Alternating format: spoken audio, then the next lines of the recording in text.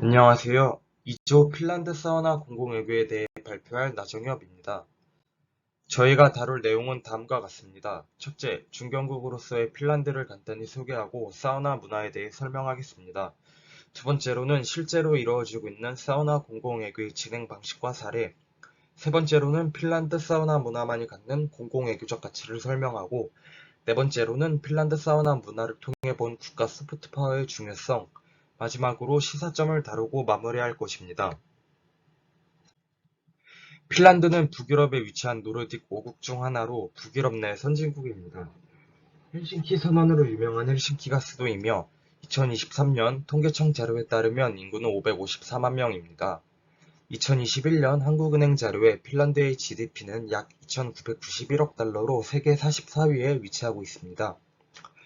오르겐스키 언급에 따르면 학자들 사이에서 서로 공감하고 동의하고 있는 중견국에 관한 개념 정의는 미약한 실정이며 중견국, 중강국, 강서국 등을 분류하는 학술적, 공식적 합의는 존재하지 않는 실상이라고 합니다. 또한 국제정치에서 특정 문제에 영향력을 행사할 수 있는 국력도 중요한 요건이 되는데, 국력이라 함은 조세편 아이가 제시한 하드파워뿐만 아니라 소프트파워도 포함됩니다. 여기서 하드파워는 군사력, 경제력과 같은 물리적으로 표현되는 힘을 뜻하고, 소프트파워는 강제력보다는 매력을 통해 자발적 동의에 의해 얻어지는 힘을 뜻합니다. 핀란드는 경제력과 더불어 소프트파워를 포함한 국력 측면에서 중견국의 지위를 인정받고 있습니다. 따라서 저희는 중견국 핀란드의 대표 공공외교 수단인 사우나 문화에 대한 소개와 활용 사례, 공공외교적 가치에 대하여 알아보고 우리나라가 그로부터 얻을 수 있는 시사점을 도출하고자 합니다. 핀란드는 전통적인 중립국 및 중견국이자 러시아와 서방 세력 사이의 중간국입니다. 핀란드는 탈냉전 이후 러시아를 자극하지 않으면서 서구와 안보 및 경제협력을 모색하는 해증 전략을 채택하고 있고, 북유럽의 안정을 강화하는 외교 정책을 추구하고 군사 분쟁 방지를 대외 안보 정책의 최우선 목표로 정하고 있습니다. 또한 비공개적으로 대외 정책을 논의하여 내부적 단합성 유지 및 외세 개입을 차단하며 러시아의 우크라이나 침공 이후 나토 가입 신청서를 제출하는 등 친서방적 중립 정책을 채택하고 있습니다. 본래 사우나는 핀란드어로 목욕이라는 뜻이며 핀란드어로 와라는 사우와 땀을 빼는 방이라는 뜻의 나가 합쳐진 말입니다. 핀란드 사우나 문화의 역사는 약 천여 년 전부터 서면으로 남겨져 왔으며, 이러한 어원과 역사를 통해 사우나 문화가 핀란드로부터 시작된 것임을 알 수 있습니다. 핀란드의 사우나는 2020년에 유네스코 무형문화유산에 등재되었을 정도로 그 가치를 높게 인정받은 문화입니다. 핀란드 국민들에게는 신비롭고 신성하며 마법 같은 힐링의 공간으로 여겨져 왔으며, 사우나를 보호하는 요정 마스코트까지도 존재한다고 합니다. 현재는 줄어드는 추세이지만 전통적으로 핀란드인들은 사우나에서 출산도 많이 했다고 합니다. 사우나는 핀란드인들에게 신성시되는 공간이며 집이나 병원보다도 깨끗하다는 핀란드인들의 인식이 바탕에 있기 때문입니다. 핀란드는 550만이라는 적은 인구에도 총 330만 개의 사우나가 있을 정도로 사우나 문화가 널리 퍼져 있으며, 자택은 물론 회사 등에서도 대중화되어 있습니다.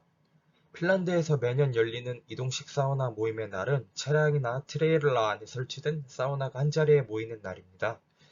이처럼 핀란드에는 사우나 관련 행사들이 많이 존재합니다. 핀란드인들은 전통적으로 걸음마를 시작할 때부터 가족으로부터 사우나 가는 법을 배우며 대부분 각자의 집에서도 사우나를 즐길 수 있을 정도로 사우나에 대한 사랑이 매우 각별합니다. 이러한 핀란드 사우나 문화는 단순히 대중적이고 국민이 사랑하는 문화적 가치를 넘어서 여러 가지 가치들을 내포하고 있는 것을 확인할 수 있습니다. 사우나 공공외교의 사례로 사우나 외교 클럽을 들 수 있습니다. 주미 핀란드 대사관에서 진행하는 사우나 행사는 워싱턴 DC에서 활동하는 약 25명의 인플루언서들을 초대하여 진행하는 소규모 행사입니다. 사우나의 밤 형태로 진행되는 이 행사는 핀란드 전통 음료를 마시며 여유로운 저녁 시간을 보내고, 핀란드산 목욕용품을 사용하여 사우나를 즐긴 후 핀란드식 저녁 식사까지 즐길 수 있습니다. 행사가 끝나고 사우나에서 고온의 열기를 잘 참아낸 사람들에게 사우나 이수증서를 주는데, 사우나 이수증서를 주는 것은 행사에 참여한 사람들에게 유머와 재미를 줄 뿐만 아니라 사우나 외교 클럽의 공식적인 일원이 되었음을 증명해 주는 것입니다. 이 행사는 핀란드인이 아닌 사람들에게 특별하고 독특한 경험을 선사합니다. 행사를 통한 핀란드식 사우나의 경험은 외국의 인사들에게 핀란드의 음식과 사우나 문화 등 핀란드를 알리는 효과적인 방법이며, 핀란드는 공공외교의 한 형태로 사우나를 사용하고 있음을 알 수 있습니다. 또한 핀란드에서는 협상이나 분쟁 해결을 위해 사우나 외교를 오래전부터 활용해왔습니다. 8대 대통령인 우로 케코넨 대통령은 소비에트 연방의 정치 지도자들을 사우나에 초대하여 긴 토론을 한 것으로 유명합니다. 이에 대한 일화로 케코넨 대통령은 결론이 날 때까지 손님들을 사우나 밖으로 나오지 못하겠다고 하는 흥미로운 이야기가 있습니다. 10대 대통령인 마르티 아흐티사리 대통령은 아프리카를 포함한 여러 나라와 중대한 사안을 논의하기 위해 사우나를 활용했습니다. 산나 마린 총리는 연립정부 정당 지도자들과 장시간 미팅 후 사우나에 초대하여 업무뿐만 아니라 원활한 협업을 할 수 있는 분위기를 만드는 데 사우나를 활용하였다고 합니다.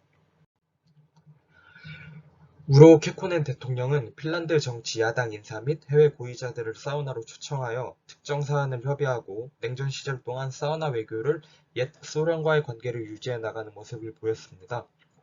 당시 주변국들이 소련에 병합될 때 핀란드가 독립을 지켜낼 수 있었던 발판이 사우나 외교인 셈입니다. 핀란드의 사우나 공공외교 사례와 과거 사우나 외교를 보면 사우나가 수십 년 동안 정치적인 의사결정에 활용되면서 지금까지 핀란드 국가 브랜드의 일부가 되었음을 확인할 수 있습니다. 다음으로 사우나 외교 활동이 공공외교 측면에서 특별한 이유를 설명하도록 하겠습니다. 첫째로는 사우나 외교 활동은 핀란드로 떠나는 여행 그 자체입니다. 공공외교 분야에서 일하는 사람들은 외국의 인사를 자국에 직접 초청하는 것이 그 나라를 더 잘 이해하고 좋아하게 만드는 가장 효과적인 방법이라는 것을 잘 알고 있습니다. 하지만 여행이 늘 가능한 것이 아니기 때문에 그 나라를 직접 방문한 것과 같은 느낌을 줄 수 있는 작은 순간과 경험을 선사하는 것도 좋은 방법입니다.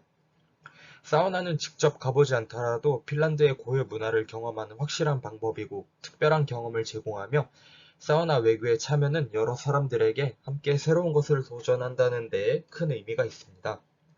형식적인 만남이 아닌 편안한 분위기에서 사람들과 교류하는 것은 새로운 경험임이 분명하고 서로 친해지기에도 용이합니다.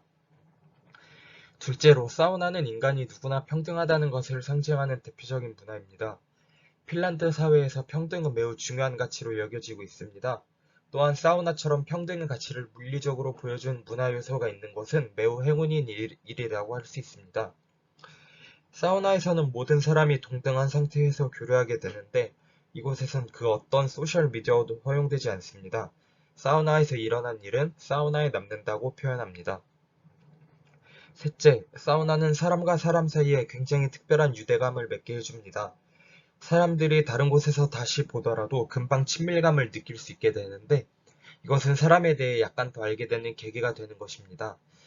많은 사람들이 사우나에 초대될 수 있는 가능성이 있나라고 생각하기 때문에 그만큼 그 자리가 흥미롭다는 것입니다. 작지만 비밀스러운 자산이 사람들과 더욱 잘 친해질 수 있는 계기를 만들어 주기도 하고, 큰 도시에서 무언가 특별한 경험을 제공할 수 있다는 것은 영광이라고 생각합니다. 결론적으로 핀란드의 사우나 외교는 매우 특별한 것과 완전히 평범한 것이 섞여 재미있는 경험을 만듭니다. 또한 하드 파워가 아닌 소프트 파워를 사용하여 핀란드의 매력을 통한 공공외교 활동을 활발히 진행하고 있습니다. 그리고 사우나는 공공외교에 있어 매우 영향력 있는 외교적 도구임이 분명합니다. 따라서 핀란드는 문화를 외교에 접목시켜 그것을 국가 강점으로 활용하고 있습니다. 핀란드의 사우나 문화는 겨울이 길고 추운 냉대기후 특성을 활용한 문화로 국가를 대표하는 이미지를 제고해 줍니다. 소프트 파워는 경제력, 군사력과 같은 거시적으로 측정 가능한 국력의 지표가 아닌 매력, 설득 등을 통해 자신의 선호에 맞게 상대의 행위를 바꾸게 하는 힘입니다. 소프트 파워가 중요한 이유는 국제관계의 흐름이 정치, 군사적 이슈를 강조하는 하이 폴리틱스에서 경제, 사회, 문화 이슈를 강조하는 로우 폴리틱스로 바뀌고 있기 때문입니다. 초강대국이라 하더라도 글로벌 이슈를 하드 파워만으로 해결할 수는 없습니다. 각 국가들은 범세계적으로 협력하고 상호 의존할 필요가 있기에 소프트 파워의 유용성이 커지고 있습니다. 또한 소프트 파워는 중견국에게 국력의 한계를 극복할 수 있는 가능성을 제공해 줍니다. 소프트 파워가 작동하기 위해서는 타국이 자국의 문화나 가치를 매력적으로 인식해야 합니다. 핀란드의 사우나 공공애교는 타국의 사람들도 즐기고 매력적이라고 느낄 수 있다는 점에서 소프트 파워를 통해 간접적인 영향력을 행사하고 있다고 볼 수 있습니다. 마지막으로 국가는 소프트 파워에 의한 접근을 함으로써 자국의 정통성을 높이고 타국과의 갈등을 최소화할 수 있습니다. 국가의 이미지와 브랜드가 중점이 돼가는 이 시대에 소프트 파워는 중요해지고 있습니다. 핀란드의 경우 사우나는 공공외교적 가치뿐만 아니라 영향력 있는 외교적 도구로 사용되기도 합니다. 이는 국가 이미지 제고, 국가 브랜드 상승, 국가 호감도 상승 등의 결과로 이어질 수 있으며 자국의 매력을 타국에 알리는 수단으로 소프트 파워를 활용하여 국력 증진의 효과 또한 발휘할 수 있습니다. 강대국의 경우에 국가의 하드 파워 측면도 중요하지만 앞으로는 소프트 파워의 중요성이 더욱 증대될 것으로 보입니다. 그 예로 미국은 9.11 테러 사태 이후 하드 파워만을 가지고는 국익 추구 전부를 달성하기 어렵다고 판단하였고 스마트 파워의 중요성을 인지하게 되었습니다. 대외적 이미지가 좋지 않은 편인 중국은 이를 인식하고 자국의 이미지 개선을 위해 소프트 파워 강화 방안을 모색하는 중에 있다고 합니다. 각 국가는 자국의 문화, 예술, 언어, 역사 등의 강점을 활용해 국가의 소프트 파워 증대 방안을 모색하고 국가 경쟁력을 제고할 가치가 있습니다. 여태껏 중견국인 핀란드의 소프트 파워를 활용한 공공외교의 성공적인 사례를 알아보았습니다. 핀란드는 사우나를 공공외교 수단으로 활용하여 문화 안에서의 평등의 가치를 주장하고 있습니다. 또한 핀란드는 문화적 매력으로 사람들과 소통하였고 그로 인한 국가 이미지가 자연스럽게 생길 수 있었습니다. 마지막으로 이러한 핀란드의 성공적인 사례에서 중견국인 한국이 배워야 할 자세와 앞으로 나아가야 할 방향을 말씀드리고자 합니다. 첫째, 소프트 파워 자산 구축입니다. 중견국이 공공외교를 성공적으로 수행하기 위한 가장 효과적인 방안 중 하나가 중견국 리더십을 발휘하는 것입니다. 소프트 파워 자산은 자국을 타국에 매력적으로 만들 수 있는 것으로 타국의 대중과 소통하는 과정 등을 통해 타국의 정부나 대중을 매료시키고 자국의 호의적인 친구들을 만들어내는 것이 공공외교의 핵심이자 중견국들이 소프트 파워를 활용해야 하는 이유입니다. 둘째, 공공외교의 지원을 위한 법체계 및 제도적 장치 마련입니다. 한국의 경우 한국국제교류재단과 같은 기관이 외교부 등의 정부 부처의 지원을 받아 공공외교 활동을 활발히 수행하여야 합니다. 그리고 공공외교 활동의 주체가 되는 기관은 보강된 인력 및 예산을 기반으로 독립성을 확보하고 독자적으로 역할을 수행할 수 있도록 해야 합니다. 또한 정부 및 지자체 차원에서의 공공외교 활동 기획도 중요합니다. 각 지역의 문화유산, 특산품, 명소 등을 널리 알리는 것을 통해 국가 브랜드 상승의 실현을 기대할 수 있을 것입니다. 셋째, 국가 브랜드 가치 제고입니다. 문화가 국가 경쟁력에서 차지하는 비중이 커짐에 따라 우리의 국가 브랜드 가치를 높여서 소프트 파워 국력을 강화하기 위한 노력이 점점 더 중요해지고 있습니다. 저평가된 국가 이미지는 우리 상품에 대한 저평가로 이어질 수 있습니다. 따라서 우리 문화 외교의 당면 과제는 전통과 첨단, 품격과 활력이 충만하고 국제사회에서 상당한 역할을 하는 우리나라의 제 모습을 널리 알려 국가 브랜드 가치를 높이는 데 있습니다. 넷째, 문화 콘텐츠 진행입니다. 외국인들이 우리의 브랜드를 인식하는 데 있어 문화 상품과 서비스의 가치는 매우 중요합니다. 정부는 다양한 영역의 문화 콘텐츠를 선진화하고 이들이 해외에 진출할 수 있도록 지원하고 있습니다. 최근 한류 열풍으로는 OTT 드라마, K-팝 대중가요 등 대중문화가 우리 문화의 해외 진출을 선도하고 있습니다. 우리는 지속해서 세계적으로 관심을 받고 있는 K-팝을 필두로 한국의 문화 자원을 제고하여 국가 브랜드 가치 형성을 확실히 해야 합니다.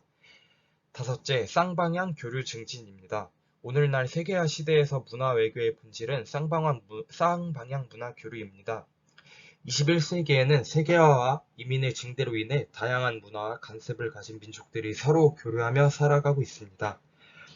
우리나라에 거주하는 외국인의 수도 100만을 넘어섰으며 미국, 일본, 중국 등 여러 지역에 수백만 명의 재외동포 사회가 형성되어 있습니다. 우리가 우리의 문화를 세계 여러 곳에 퍼뜨리고 받아들여지게 하기 위해서는 우리도 다른 문화를 열린 마음으로 수용하는 것이 필요합니다. 여섯째, 민간 역량 강화입니다. 전통 외교 분야와는 달리 민간 문화 외교의 경우 이를 수행하는 주체로서 정부뿐 아니라 민간 분야가 중요합니다. 다른 나라들을 보아도 문화외교 정책의 방향은 정부가 주도하되 수행 주체는 민간 기관이 담당하는 경우가 많습니다. 어떻게 보면 우리 국민 개개인 모두가 세계 곳곳에서 우리의 참 모습을 대변하는 문화외교의 선봉이자 사절입니다. 이러한 인식에서 볼 때 국민과의 소통도 문화외교에 중요합니다. 지금까지 중견국으로서 한국이 공공외교를 진행함에 있어서 필요한 요소에 대해 알아봤습니다. 공공외교에서 하드파워는 분명 중요한 자원입니다. 하지만 군사력과 경제력을 내세우는 하드파워만을 가지고 있다면 다른 국가의 반감을 살 수 있습니다. 그렇기 때문에 소프트파워 자원을 이용한 매력 외교가 중요한 키인 것입니다. 그렇기 때문에 한국은 국제사회에서 자국의 영향력을 높이는 활동으로서 소프트파워를 적극 활용하여 차별화된 국가 브랜드를 형성하고 외국 대중에게 자국에 대한 지식과 정보를 정확히 알리고 이해시켜야 합니다. 세계화로 인한 국제환경의 변화는 문화외교에 있어서도 무한한 가능성과 새로운 도전을 던져주고 있습니다. 문화외교는 여러 다른 국민 간의 이해와 공감을 증대시킴으로써 서로에 대한 호감을 낳고 더 나은 관계 발전을 가능하게 하는 자양분과 같습니다. 정부는 세계화가 주는 기회들을 살려 전략적인 문화외교를 수행함으로써 우리의 소프트파워 국력을 확대하고 건실한 중견 국가로서 국제사회에서의 역할을 다하기 위해 노력해야 할 것입니다.